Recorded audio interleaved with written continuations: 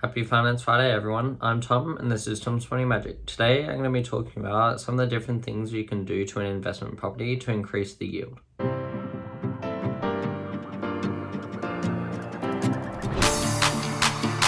Happy Finance Friday, everyone. I'm Tom, and this is Tom's Funny Magic. Today, I'm going to be talking about some of the best things that you can do to an investment property to increase the yield. I'll be going through a list of some of the different things that you can do to an investment property, starting with the first being the one that would take the least amount of money and effort while rewarding you with the most yield growth. And a quick definition of yield is the percentage of the property's value that is paid through rent. Painting is the best thing that you can do to improve the overall feel and look of a property. But you have to be careful with the colors that you choose. You won't want to choose anything that's too dated or anything that will go out of style quickly. So one of the easy things to choose is just a grayscale color. So that might be a light gray or a white or even possibly a dark gray. I asked my mum and stepdad about stuff that they do to their investment properties, and they told me a key feature that they add to all of their properties. So we've come up with a little bit of a catch or a key on the properties that we do, which is we always paint the front doors the same colour, which is just a little bit of fun really, but it does make them stand out a bit. It's a bright kind of aqua blue, and I guess it just started as a bit of a fun thing for us, and then we've now done it on all the properties that we've renovated. The next best thing to change is the kitchens and bathrooms, but you want to update them without redoing them. So they are the most expensive room in the house to fully redo because they have the most plumbing and electrical stuff going through them. And they're also sometimes tiled, which can cost quite a bit to redo after you've taken part of the wall up. Even though these rooms are pretty expensive to completely redo, there are a few simple, quick things that you can do to change the overall feel of the rooms. So if either of these rooms have tiles in them, then a good thing to do would be painting them.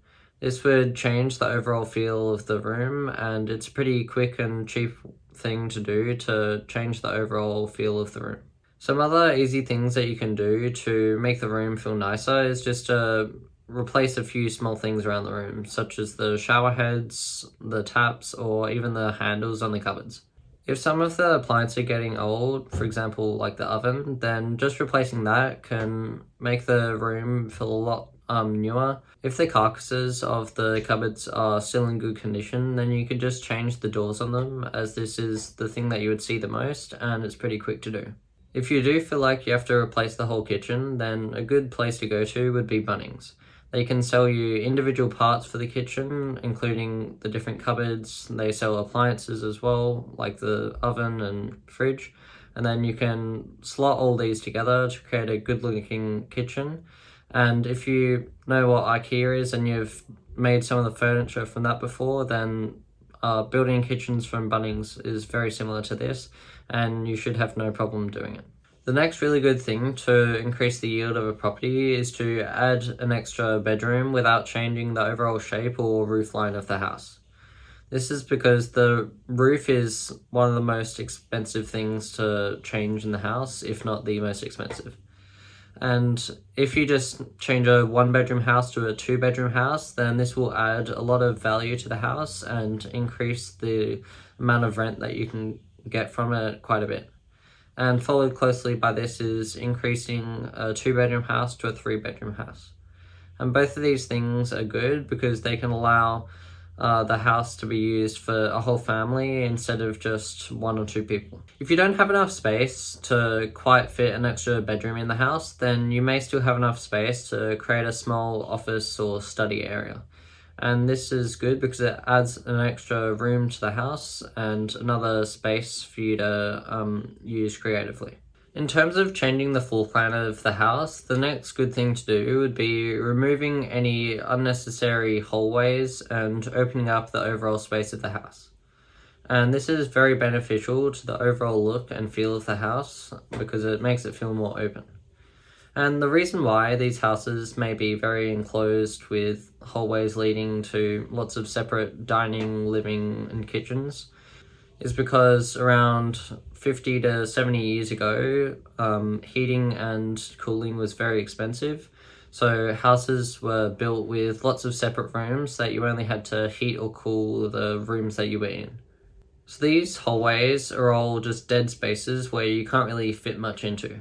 But if you were able to take down a few walls in between some rooms to really open up the space, it can help make the whole house feel bigger, and it can make it easier to get between rooms.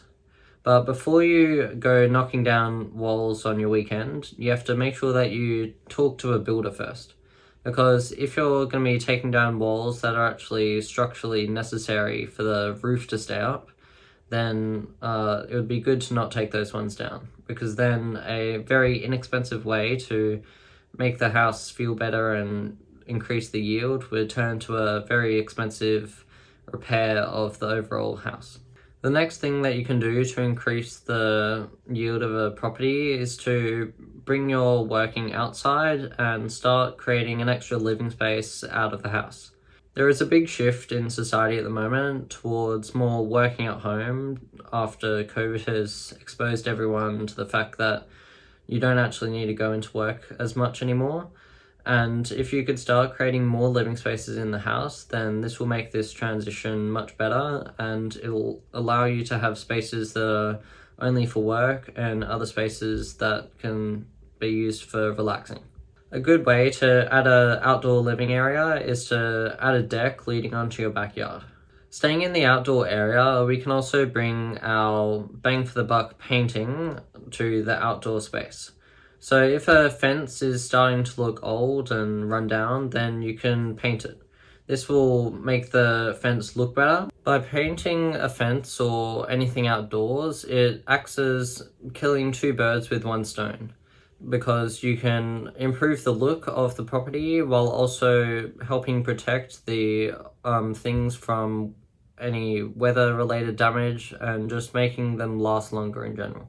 How a property appears in photos affects the tenants quite a bit. It may increase the amount of tenants or potential tenants that come looking for your property, and it gives you a wider range of potential candidates who will end up living in your property. One thing you do have to remember when painting things outside is that if they're already in a pretty good condition, then painting them may just be wasting a bit of money. The big thing that you can do in an outdoor area is building a granny flat. If you have a big backyard on your property, then building a granny flat is a good bang for the buck idea to do, because it gets you a second stream of income while still being on the same property. So buying land is actually one of the biggest parts of a property that make up its price. So if you're able to get a second home on the same piece of land, then it's a lot cheaper than going and buying another investment property. Due to the rental crisis that we can see in Australia at the moment, some councils are actually advocating for people to start building granny flats on their investment properties. And some councils are even going to the lengths of giving people grants for building granny flats, which is basically just the council pitching in for the price of that granny flat by giving you a sum of money before you build it, and also once you have built it and got tenants in it. I've also asked my mum and stepdad what they look for in investment properties, and they said an answer that you may not expect. So in new investment properties, they would look for how they could increase the yield or the cash flow of the property.